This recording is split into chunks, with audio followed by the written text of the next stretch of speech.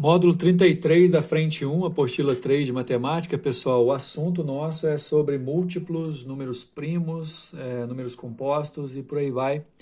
A gente poder analisar a questão de divisibilidade, questão de multiplicidade, propriedade dos múltiplos e divisores dentro dos conjuntos dos números naturais, né, considerando números positivos e negativos. A ideia é a gente começar esse módulo como se fosse uma revisão de operações fundamentais e definições fundamentais operacionais em relação à divisão e multiplicação. A preparação nossa, no final das contas, é para os próximos módulos que vão tratar de um conjunto que até então vocês não conhecem, que é o conjunto dos números complexos, conjunto esse que muitas vezes a gente já comentou durante as nossas aulas e que vai ficar para o próximo módulo. Portanto, esse módulo aqui é meio que uma preparação por alguns conceitos que vão aparecer por lá, ok? Primeiro, na tela aí vocês estão vendo um dispositivo prático, que é o que a gente conhece como divisão euclidiana, né? Aquela divisão por chave, onde esse elemento A é o dividendo, o elemento B é o divisor, que tem que ser diferente de zero, o Q aqui é o quociente e o resto é representado por R, levando em consideração que da propriedade operacional, primeiro, que o R tem que ser sempre menor do que o divisor, né? Para ele ser chamado de resto, ele tem que ser menor que o divisor, porque a gente está trabalhando com divisões em números inteiros, né? O número inteiro não aceita vírgula, portanto, a partir do momento que esse número R é menor que o divisor, nossa possibilidade de divisão acabou, e tem a propriedade que é operacional, que relaciona esses quatro valores, dizendo que o dividendo é igual ao divisor vezes o quociente mais o resto, é o que está indicado aqui, né? Lembrando que se esse resto for zero, a gente fala que a divisão é exata e que nesse caso A é divisível por B, ou que B é um divisor de A e ao mesmo tempo A é múltiplo de B.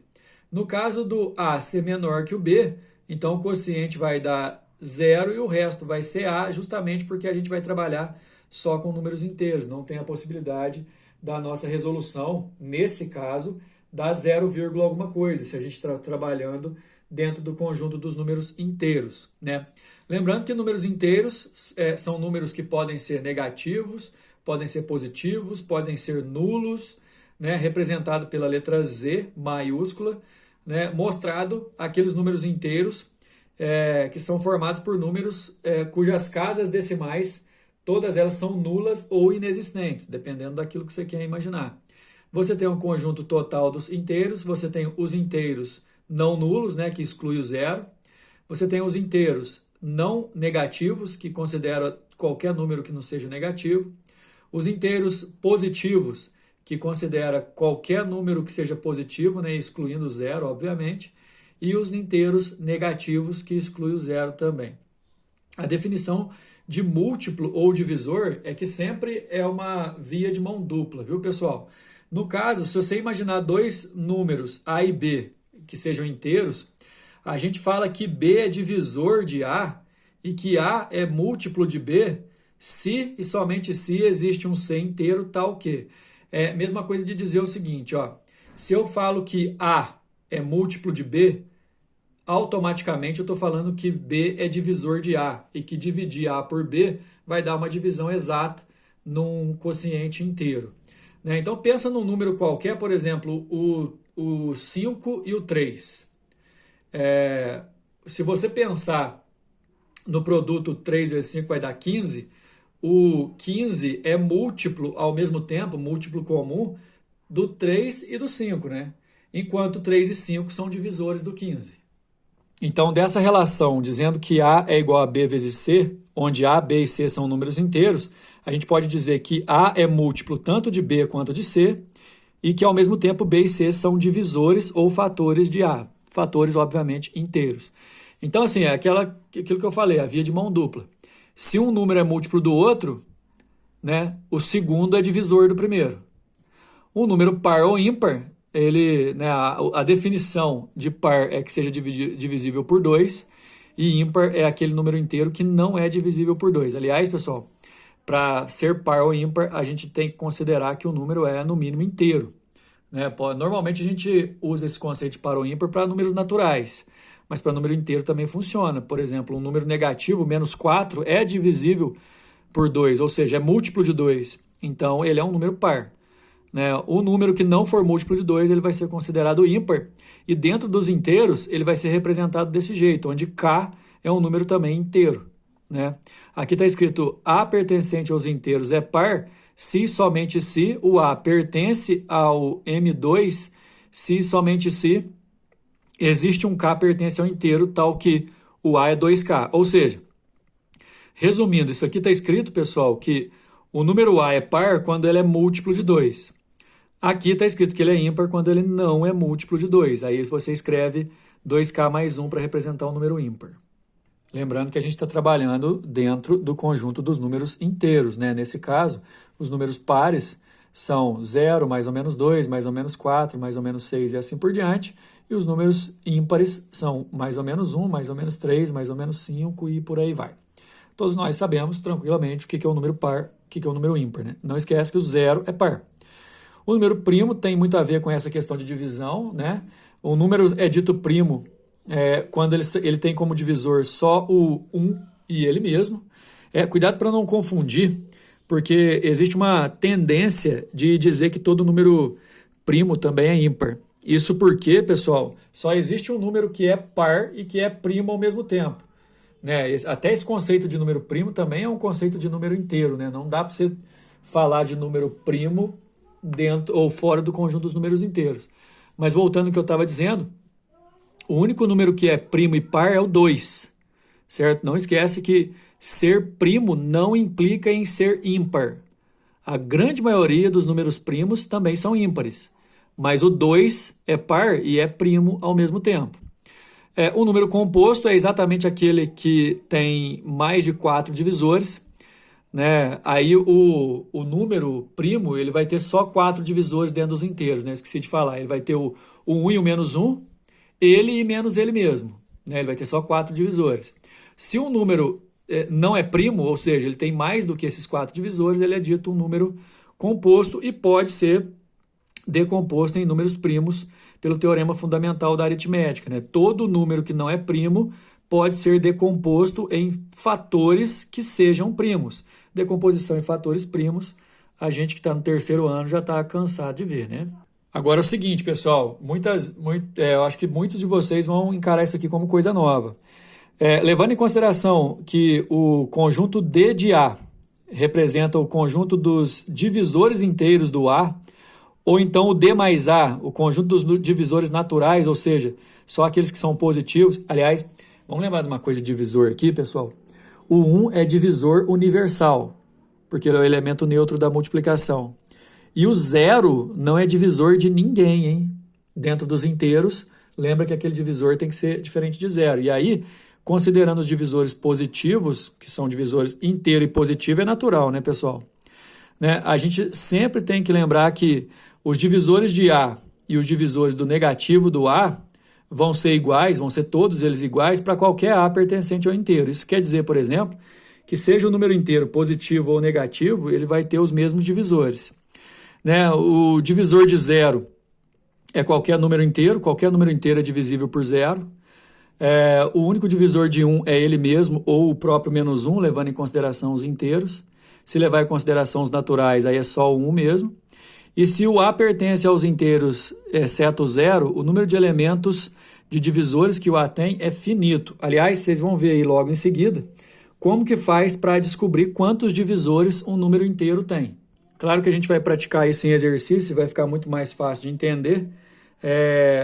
Para você calcular quantos divisores que um número inteiro tem, basta você fatorar esse número inteiro em fatores primos, como a gente já está acostumado há tempos, levando em consideração que depois desse número inteiro fatorado, ele vai ser escrito na forma de produto de potência de bases primas, de bases pertencente ao conjunto dos primos, você na verdade vai pegar o expoente. Cada expoente você vai somar com 1 e multiplicar os resultados. O resultado que você achar desse jeito, você vai ver quantos divisores naturais que aquele elemento tem. Se você dobrar, ou seja, multiplicar por 2, você vai descobrir quantos divisores inteiros. Ou seja, você tem que fatorar e trabalhar com o expoente. Lá no exercício número 5, a gente vai praticar isso aí, eu acho que vai entender melhor. Por falar em exercício, olha só o número 1, sobre divisão. Se A e B, sejam A e B dois números naturais, sabendo que 436 é igual a 47A mais B e que B é menor que 47, opa, o B aqui é menor que 47, tem tudo para ser o resto da divisão, né? Podemos concluir que A mais B resulta. Olha só, informação do exercício, 436 é igual a 47A mais B e que o B é menor que 47, A e B são naturais. Todo natural também é inteiro, então vale essa divisão. O 436 é o dividendo, o 47 é o divisor, o A é o quociente e o B é menor que 47, então ele é o resto. Né? Se você dividir 436 por 47, faz a continha aí, vai dar 9 sobrar 13. Ou seja, o A quociente é 9, o B resto é 13, então A mais B vai dar 22, que é a letra B. Número 2, a matriz A, N por M, vamos lembrar, são N linhas e 9 colunas, né, com números inteiros consecutivos escritos a seguir. Vamos lá considerar. 1, 2, 3, 4, 5, 6, 9. Aí vamos lá, né? Na verdade, assim, ó, todo número último aqui, ó, como cada linha vai ter 9 elementos, porque são 9 colunas, todo número último aqui ó, vai ser múltiplo de 9, olha só.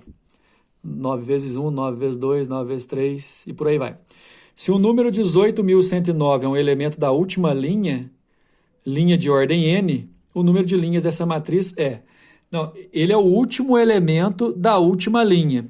Lembrando que todo o último elemento da linha é múltiplo de 9. Então, se eu dividir esse último elemento por 9, vai dar 2012 e sobrar 1. No final das contas, 2012 são as linhas inteiras que a gente pode levar em consideração a partir do número 9, mais 1 do resto vai dar 2013. Né, pois são 2.012 linhas que antecede a linha onde está o 18.109. Ou seja, se você fizer 9 vezes 2.112, vai dar um número menor que esse aqui, representando que é a linha de cima. Né? Como ele é mais 1, representa que ele é a linha de baixo. Então, se fosse exato, você teria 2.012 linhas certas. Mas como não dá exato, você tem que considerar que tem mais uma linha ali, mais uma 2013, a resposta é a letra C. Número 3, escreva o conjunto dos divisores inteiros de 18 e o conjunto dos múltiplos naturais de 5. Divisores de 18, a gente vai representar por D18. Múltiplos naturais de 5, M mais de 5. M mais aqui porque múltiplos naturais... Esse mais representa que não pode ser negativo, né? Então vai ser do 0 em diante. Lembrando que 0 é múltiplo de qualquer número, né? Dentro dos naturais e inteiros. O 0 é o múltiplo universal e que mais ou menos 1 dentro dos inteiros é divisor universal também. Então, o divisor de 18 é tranquilo, né? Só você ir fazendo o teste aí. Sempre o mais ou menos 1 dentro dos inteiros. Sempre o mais ou menos 1 e o mais ou menos o número mesmo vão estar fazendo parte dos divisores. Quer dizer, no mínimo, dentro dos inteiros, todo número tem 4 divisores, guardadas as condições, exceto o 0, 1. Mas 2 é divisor do 18, o 3 também o 6 também o 9 também então está aqui o conjunto dos divisores inteiros do 18. Os múltiplos de 5 naturais formam um conjunto infinito, né? 0, 5, 10, 15, no caso aqui é uma PA de razão 5, cujo primeiro elemento é 0. Se você aplicar o termo geral da PA, onde K é a posição do elemento, vai ficar 5K, né? Tipo aqui, ó, 5 vezes 0, 5 vezes 1, né? O K pertencente aos naturais. Número 4, sejam A e B, dois números inteiros e positivos. Disse que A e B são equivalentes se a soma dos divisores positivos de A coincide com a soma dos divisores positivos de B. Constituem dois inteiros positivos equivalentes. Putz, a gente vai ter que testar de 1 em 1. Por exemplo, testando a letra A. Divisores positivos de 8, divisores positivos de 9. Se você somar aqui dá 15, se você somar aqui dá 13. Eles não são equivalentes porque de acordo com o exercício, para serem equivalentes, a soma dos divisores positivos tem que ser iguais. Você vai fazer isso para todos, vai acabar que você testando todos, o último que você vai testar, por exemplo, vou ajeitar o foco aqui, se é a letra E. Letra E, divisores de 16, divisores positivos, a soma 31. Divisores positivos de 25, soma 31. Então, por isso, né, a soma dos divisores deu a mesma. O 16 e o 25 são equivalentes. Resposta, letra E. Dá só uma olhada, o número de divisores naturais do 4.800. Ao invés de você achar todos, como eles não estão perguntando quais e sim quantos, você vai fatorar o 4.800, né? O 4.800 fatorado, olha só, ele fatorado aqui do lado, ó. Fatorado e decomposto em fatores primos. O 4.800 é o mesmo que 2 à sexta, porque o 2 repetiu 6 vezes, ó. 3 elevado a 1, ele aparece uma vez só, e 5 ao quadrado, o 5 aparece 2 vezes. Repara que as bases aqui, ó, são fatores primos, 2 é primo, 3 é primo, 5 é primo.